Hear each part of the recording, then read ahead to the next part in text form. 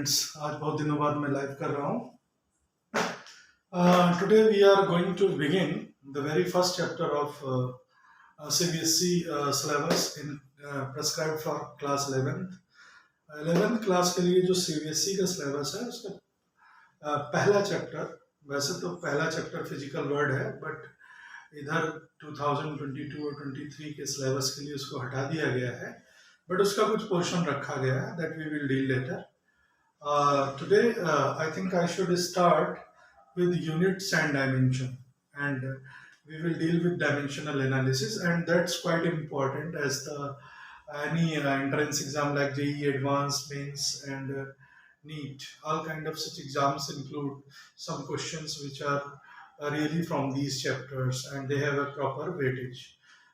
JEE advance का paper हो या नीट का पेपर हो, इन चैप्टर से कुछ ना कुछ आपको मिलेगा. तो बेसिक फाउंडेशन क्लियर अगर आप कर लेंगे, एटलीस्ट 70% आपका 11th का प्रिपेयर्ड होना चाहिए if you want to beat any competition.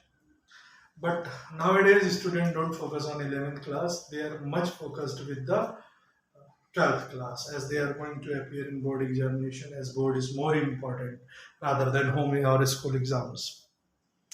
But in order to get success in every competitive exam, we have to focus on 11th physics. That, as per my perspective, लोगों का नज़रिया अलग अलग हो सकता है, पर मेरे नज़रिए के हिसाब से 70% कम से कम इसमें से आपको 11 से मिलेगा.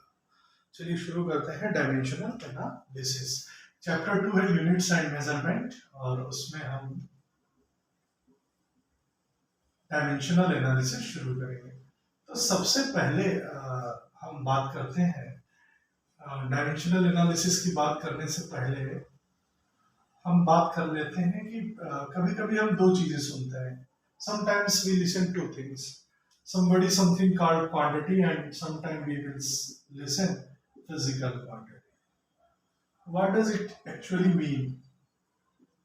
What is a quantity and what is a physical quantity? What is the thing that make a quantity a physical quantity, or what is the thing which is not contained in quantity so that it is not called physical quantity? वो क्या है जो किसी quantity को physical बना देती है, और वो क्या नहीं है जिसकी वजह से कोई क्वांटिटी फिजिकल क्वांटिटी नहीं बन पाती है. Let us take a very simple example. Suppose you have something in a number. I have written 2 over here and 2 with meter over here.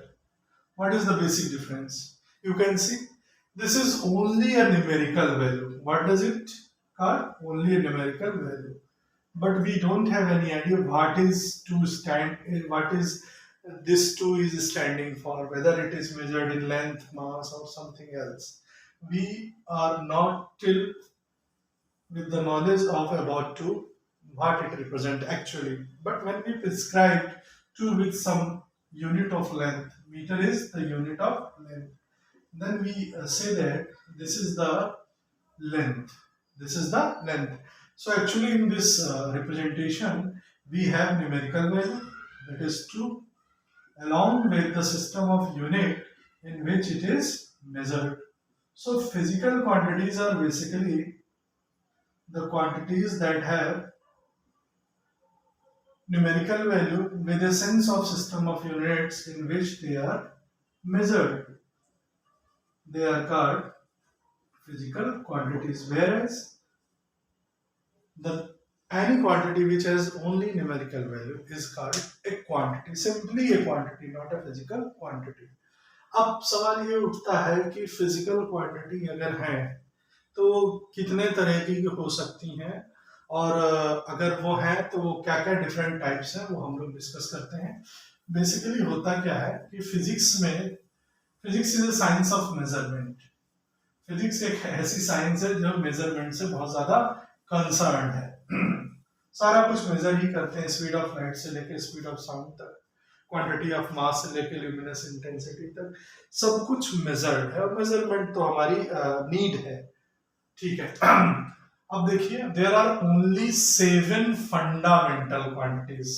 Mind my words, fundamental quantities.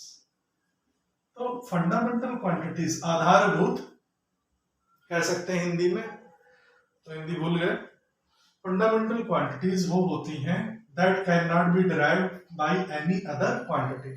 ऐसी quantities जिनको हम किसी और quantity से derive नहीं कर सकते, निकाल नहीं सकते, कोई तरीका नहीं है, वो कहलाती हैं fundamental quantities. There are 7 in numbers. One is length, and second is mass. Third one is time. फिर आप बोल सकते हैं इलेक्ट्रिकल करंट। अभी मैं बताऊंगा कि ऐसा क्या है, क्यों इनको हम फंडामेंटल ही बोलते हैं। इलेक्ट्रिकल करंट बोल सकते हैं, अमाउंट ऑफ सब्सटेंस बोल सकते हैं, थर्मोडायनेमिक टेम्परेचर बोल सकते हैं। मैं थोड़ा सा इंग्लिश और हिंदी मिक्स कर रहा हूँ क्योंकि कई रीजन के बच्चे होते हैं जिनको हिंदी और इंग्लिश पसंद होती है ज़्यादा। ऐसा नहीं है मैं अंग्रेजी में नहीं बोल सकता, पर मैं बोल लेता हूँ। हाँ, दूसरा last one is luminous intensity. सभी के घर में ल्यूमिनस इन्वर्टर का नाम सुना होगा। I am not promoting any brand, I am just taking some example. Luminous means होता है एक मतलब एक ऐसा सोर्स जो लाइट देता है। तो ल्यूमिनस इंटेंसिटी हिंदी में बोले तो प्रकाश की तीव्रता, जो भी लाइट आ रही है उसकी इंटेंसिटी क्या है वो। तो ये हमारे पास 7 फंडामेंटल क्वांटिटीज हैं। इनको आप कहीं और से डिराइव कर ही नहीं सकते, बट इनके नॉलेज से आप बहुत क्वांटिटीज को डिराइव कर सकते हैं। तो ऐसी क्वांटिटीज जो फिजिकल क्वांटिटी से निकल के आती हैं उनको हम बोलते हैं डिराइव्ड क्वांटिटीज, और इनकी यूनिट्स को बोलेंगे डिराइव्ड यूनिट्स। क्या बोलेंगे? Derived units. ठीक है, तो फंडामेंटल क्वांटिटीज की यूनिट्स को फंडामेंटल यूनिट्स बोलेंगे। सिंबल की बात करें तो लेंथ के लिए मीटर, अगर इनके सिस्टम जाए या सीजीएस जाए तो मीटर हो जाएगा, लेंथ मीटर में ले लेंगे, मास केजी में ले लेंगे, टाइम सेकंड में ले लेंगे, इलेक्ट्रिकल करंट एम्पियर में ले लेंगे, अमाउंट ऑफ सब्सटेंस मोल में ले लेंगे, थर्मोडायनेमिक टेम्परेचर केल्विन में ले लेंगे, के रिप्रेजेंट कर सकते हैं, ल्यूमिनस इंटेंसिटी कैडिला सीडी में ले लेंगे। तो ये आप किसी भी बुक को खोलेंगे आपको मिल जाएगा। बहुत हैवी बुक के पीछे भागने की जरूरत नहीं है। लोग बड़ी बड़ी किताबें ले लेते हैं, कॉन्सेप्ट ऑफ फिजिक्स ले लिए बिगिनिंग में ही। तो मैं कहूँगा थोड़ा सा पेशेंस रखिए, अपने आप को थोड़ा ग्रोन अप करिए पहले, उसके हिसाब से प्रिपेयर्ड हो जाइए, क्योंकि ये इन किताबों का लेवल थोड़ा सा अप स्टैंडर्ड है। क्योंकि आप 10th पास करके आते हैं 11th में, तो things are drastically changed and there is a lot of difference between the physics of 10th and 11th. So you have to keep some patience, धैर्य रखने की जरूरत है अगर आप चीजों को सही से लर्न करना चाहते हैं। अदरवाइज आप कोई भी बुक उठा सकते हैं, ऐसा गरोड़ा से लेके HC वर्मा तक, और मॉडर्न ABC से लेके आप प्रदीप फिजिक्स तक कुछ भी ले सकते हैं। वैसे Kumar Mittal, no doubt it's a good book, but nowadays it is fading. कुछ चीजें हैं जो समय के साथ बदलती रहती हैं, खैर that is not my concern. तो these are 7 fundamental quantities. How? Now we are going to derive something from fundamental quantities. The very first was, you can reverse my video. पहली जो क्वांटिटी थी वो लेंथ थी, ठीक है। अब ये फंडामेंटल है, इससे हम क्या डिराइव कर सकते हैं? अगर लेंथ को हम 2 बार मल्टीप्लाई कर दें, मींस लेंथ इनटू लेंथ, और वो लेंथ ब्रेड्थ भी हो सकती है, हाइट भी हो सकती है, तो we will simply get area. So area can only be derived when we have a fundamental quantity length. In the same sense, if we multiply length by 3 times, means length, breadth and height. I am writing L because if you measure length, it is length. If you measure breadth, it is length. If you measure height, it is length. है तो वो length ही, हाँ वो खड़ी हुई है, वो पड़ी हुई है, वो परपेंडिकुलर है, वो भी नहीं मैं बोलने जा रहा हूँ। ये हो गया पहले। तो आप देख रहे हैं कि आपको लेंथ पता होने से एरिया मिल रहा, वॉल्यूम मिल रहा, बहुत चीजें मिल रही हैं। बट आप यहाँ एक चीज ये भी नोटिस करेंगे कि फंडामेंटल क्वांटिटीज, देखिए क्या हो रहा है, थोड़ा थोड़ा पावर्स में लिख देता हूँ। एरिया मतलब length square, L into B भी लिख सकते हैं, length into breadth, don't mind it. आप वॉल्यूम को LBH भी लिख सकते हैं, और इसके अकॉर्डिंग आप L क्यूब भी लिख सकते हैं। अब देखिए क्या हो रहा है कि हमारे पास फंडामेंटल क्वांटिटी है लेंथ, और उस पर कुछ पावर हमने रेज करी। तो अब यहीं से डेफिनेशन निकलती है डायमेंशन की। Dimensions are basically the powers raised to the fundamental quantities. Dimensions वो पावर होती है जिनको हम फंडामेंटल क्वांटिटीज के ऊपर रेज करते हैं। क्यों रेज करते हैं? In order to represent a physical quantity.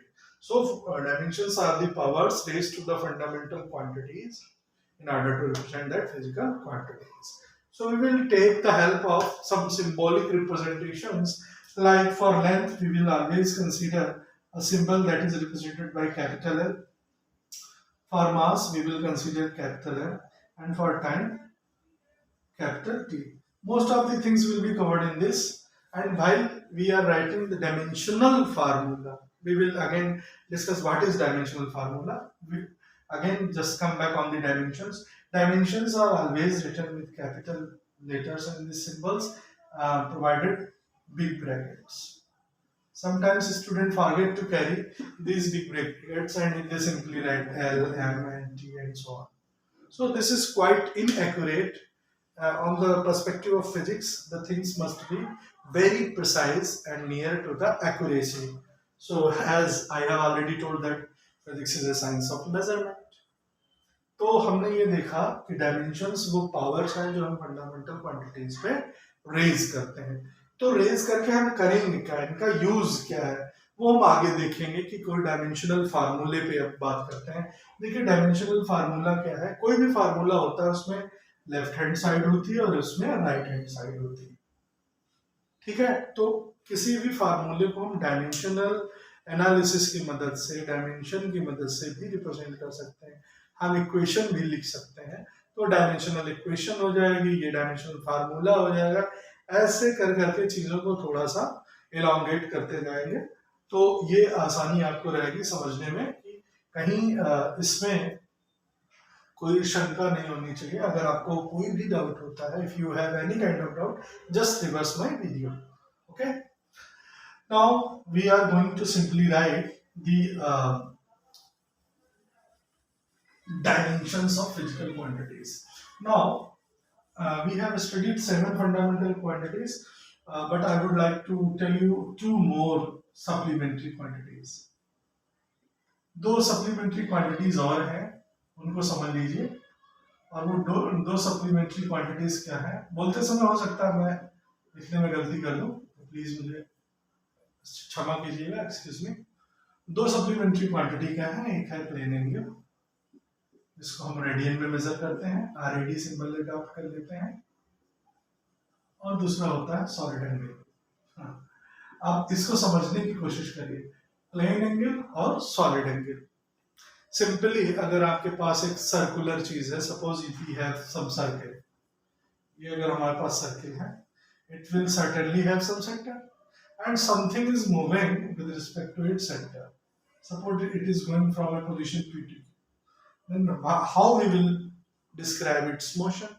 We will say that it has some angular displacement, its positions are changed because it is moving on a circular path, its motion is circular motion, and in circular motion the displacement is always in angle, that's why we called it angular displacement.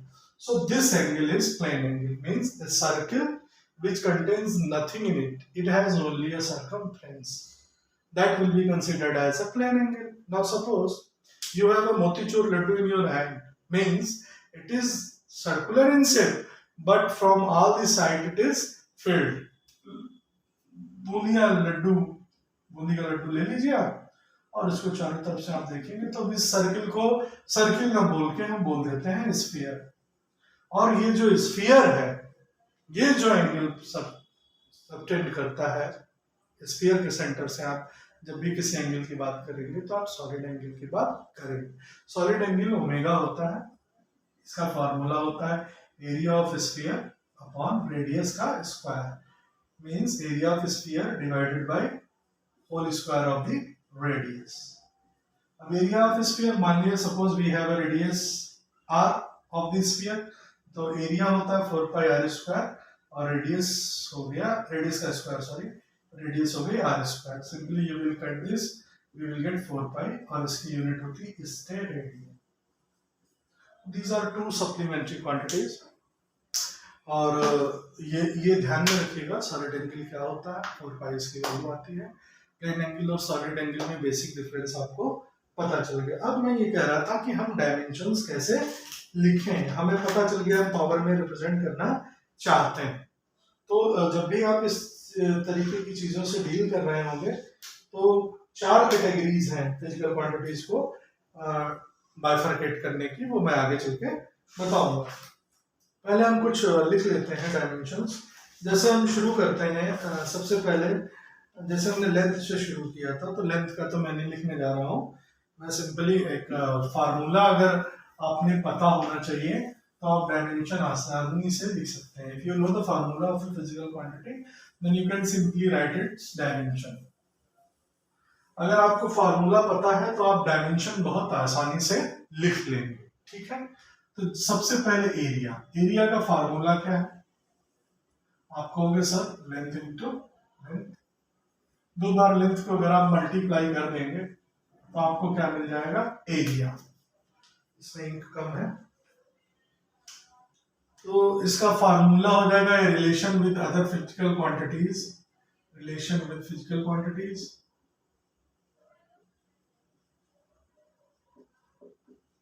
और यहां हम लिख देंगे इसका dimensional formula या dimension, ठीक है।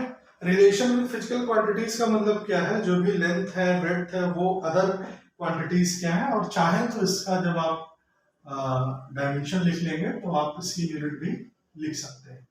देखते हैं कैसे। पहला ले लेते हैं हम क्वांटिटी, कौन सी ले लेते हैं, सीरियल नंबर 1 से।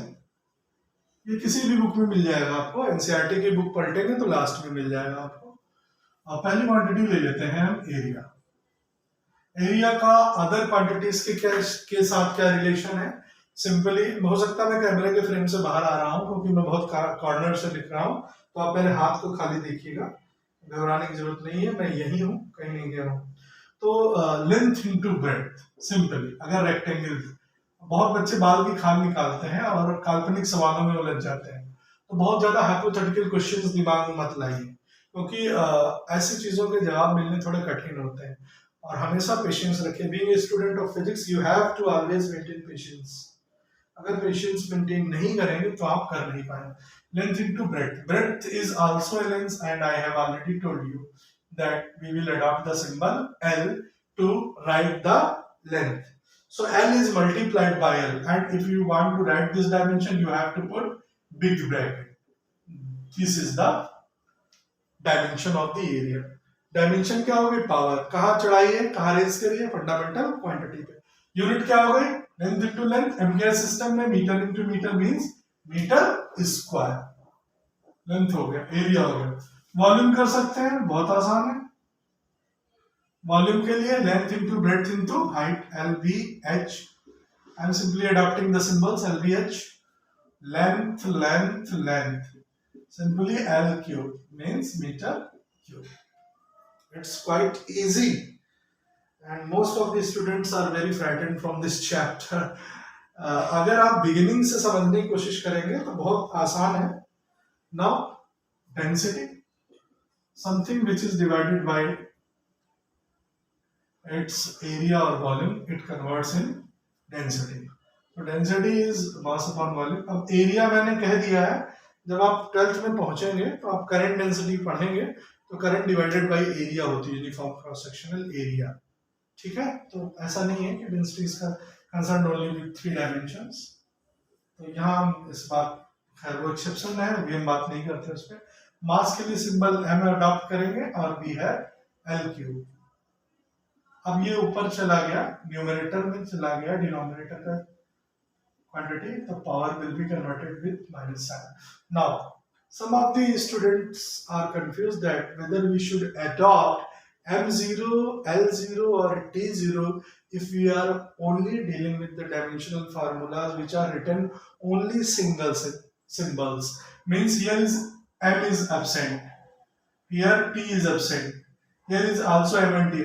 You can put M0, T0, MLT के साथ लिखिए आप M0, L2, T0, anything that has power zero is simply one. किसी भी चीज की पावर अगर जीरो होती है तो वन होती है। ऐसे आप इसको बनाते चले जाइए, मास किलोग्राम पर मीटर क्यूब यूनिट हो गया इसकी, डेंसिटी हो गया, इसके बाद आप फोर्स कर सकते हैं, वर्क डन कर सकते हैं, वेलोसिटी है, एक्सीलरेशन। चलिए वेलोसिटी और स्पीड एक ही चीज हो जाएगी यहाँ पर डायमेंशन के टर्म्स में। हालांकि वेलोसिटी वेक्टर क्वांटिटी है, displacement upon time, speed is a scalar quantity, distance upon time. तो अगर हम वेलोसिटी से डील कर रहे हैं तो हम लिखेंगे डिस्प्लेसमेंट अपॉन टाइम, और अगर हम स्पीड के साथ हैं तो distance upon time. These are length and this is the time t, and again we will get lt power minus 1 meter per second. And what is about acceleration? Oh, it's quite obvious. Velocity is divided by time. Rate of change of velocity is called acceleration. So we have already velocity. Here is velocity divided by time. Again we will get t in the numerator and power get added because both will be with the same powers. And when bases are same, you can simply add the powers. Lt power minus 2 meter per second square, and the process continues. Now force, mass into acceleration, you know acceleration, force, mass into acceleration. ये never ending process है, इसमें बहुत सारी quantities आएंगी, मैं इसमें पूरा lecture नहीं ले जाऊंगा। कुछ डिफिकल्ट क्वांटिटीज के बारे में भी बात करेंगे, जैसे प्लैंक कांस्टेंट आ जाता है, वेलोसिटी ग्रेडियंट आ जाता है, कोएफिशिएंट ऑफ विस्कोसिटी आ जाता है, तो उसको लेके बहुत ज्यादा परेशान होने की जरूरत नहीं है। Mass into acceleration m, acceleration m। अगर आप पेशेंस रखेंगे you will learn everything. mlt power minus 2 newton, kilogram metre पर second square can also be gravitational units. So I think this is all about dimensional analysis. In the next lecture we will learn how it can be utilized, what are the supposed applications, that we will deal in the next lecture. I think this is it for today. Thank you for watching me. You can support me by liking this lecture. Thank you. Namaskar.